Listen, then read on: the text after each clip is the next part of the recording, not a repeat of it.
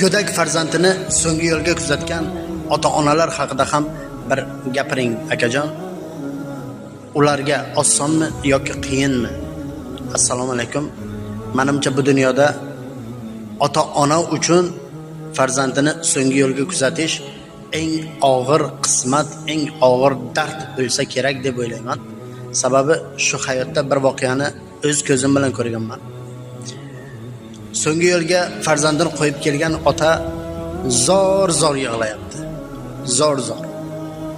Yo Rob deydi, meni qo'limni chopib tasha. Yo Rob, meni oyog'imni chopib tasha. Meni tilimni kesib tasha. Menga kerak emas bu tilim, bu qo'lim, bu oyog'im. Hech nima kerak emas. Shu farzandimni 3 yashar vaqtida men bir shapaloq urganman, qattiq urganman. Meni kechir yo Rob, men bu farzandimni umri qisqaligini bilmagandim. Men bu farzandimni umri kaltaligini bilmagandim, yo Robbim deb novlalar qilyapti-ku, yonidagi odamlarni yig'lamasligidan iloji yo'q. Men nima demoqchiman? Ba'zi bir ota-onalarga farzandini berahmona urishadi. O'sha uraydigan farzandingizni umri qisqa bo'lishi mumkin. Siz ertaga agar shu farzandingiz xudo netib biron korxor bo'lib qolsa, o'zingizni kechira olasizmi? O'zingizni vijdonan kechirib yura olasizmi? U go'dak bo'lsa, uni shirin gaplaringiz bilan tarbiyalang. Shirin so'zlaringiz bilan erkalang. Alloh sizga bergan shu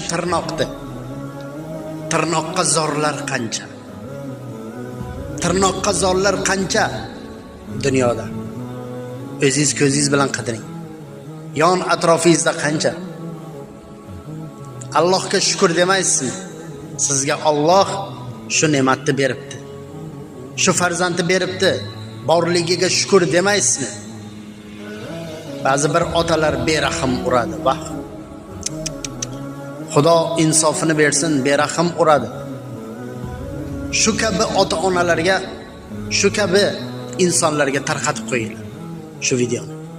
Videomiz agar manfaati bo'lsa tarqating, bo'lmasa tarqatmang. Kimga bo'lsa tarqating. Farzandlaringizni urmang. Farzand sizda oyandangiz, sizni kelajagingizni chiroyli qilib yaratib beradigan bu farzandingiz. O'zingizni ehtiyot qiling. Sog'